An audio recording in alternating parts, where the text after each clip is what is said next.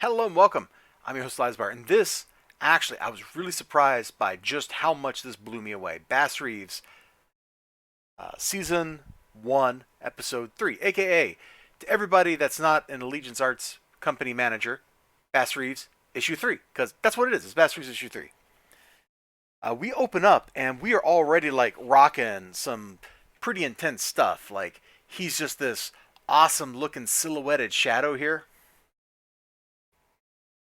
It looks good. It gets better though.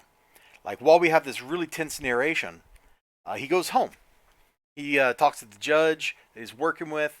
They're talking about the outlaw he's tracking. He goes home, hangs out with the family, tries to do his parental duties, and he realizes, that in the process of doing all this stuff, fighting all these bad guys, you know, it's the problem he's seen in the previous issues where his son, he's not giving the son the kind of attention he needs. And the wife, she's just left there for months at a time or whatever with 11 dang kids. Like, imagine that. Like, it's not just her hand is full. Both those hands are full, man. There are children, like, rolling out all over the place. And one of them is him. I think he's the eldest son. And he's definitely disrespecting his mother a little bit. Like, in the 1800s, this was serious stuff. Kids today can kind of get away with it. But back then, you didn't get away with it. Now, Bass Reeves is trying to do things the right way. So, like, you go to, like, God of War or something and you watch, like, Kratos and he's like, boy, I'm going to break your neck if you say that again. Bass Reeves is like, look, man, we all make mistakes. We got to do the best we can. And he's just trying to dole out that little bit of wisdom. Like, somebody would make fun of this and be like, oh, yeah, that homespun wisdom or whatever. But no. He's totally dropping, like, real truth bombs on the son after showing the son what the son's doing wrong in target practice and showing that he knows how to do it right. There's very few things in life that are as powerful as somebody who really knows what they're doing showing off their skills. If you ever get a chance to watch a master artisan, or a craftsman ply their trade, you should take it. It's absolutely beautiful to watch somebody who's good at doing, like, glass blowing, for example, do their art. A carpenter doing perfect cuts and stuff. And it's like, how is this even possible? And he's like, well, 10,000 hours of experience. I do this for a living. He shoots stuff for a living. And he nails it perfectly. And that buys him the credibility to have this talk with his son. It's like, son, I know I'm messing up. I'm trying to do right. And I need your help. You know? It's a great conversation, very fatherly. We've been showing this page for like 3 minutes now or something. Like, this is a really powerful kind of passage about the strength of parenting. It's great stuff. Unfortunately, I don't know that it necessarily is going to take in the kid, but they have a great conversation. They hug.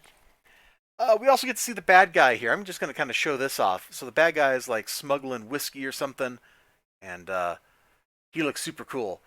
And he's throwing money around, and there's a lot of tension stuff. I would complain that action-wise, like, not a lot happens in this book, but I don't think that's true. Yeah, not a lot of, like, shooting or really dramatic stuff happens, but I feel like just about every panel's text in their conversation has meaning and weight to it. I can't say that about a lot of comic books.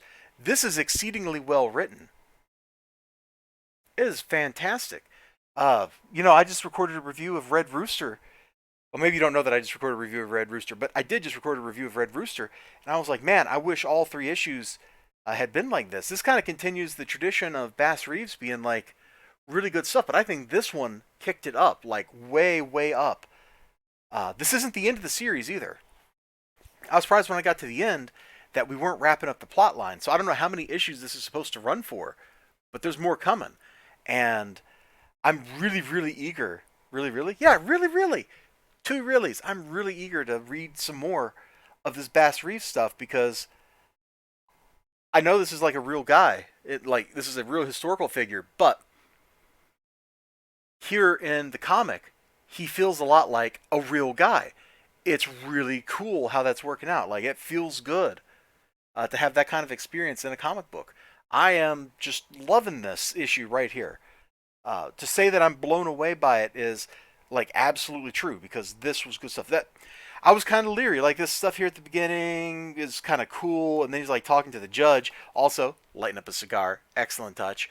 And that stuff kind of felt like it dragged. And then when he went home, I was like, I don't know how this family interaction is playing out.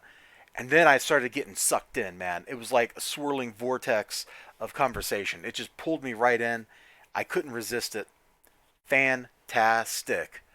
Bass Reeves, issue 3, is a standout comic book. This was great fun. I'm not entirely sure you need to read the first 2 issues. I think it does a pretty good job of introducing like the concept of who Bass Reeves is on its own without any kind of like need to really understand what happened in issues 1 or 2. They really set the table for the heavy stuff with the family drama here in issue 3, and it was excellent. You all take care of yourselves. You have a great day. Remember to like, comment, subscribe, all that good stuff. I'll see you again next time. Bye bye.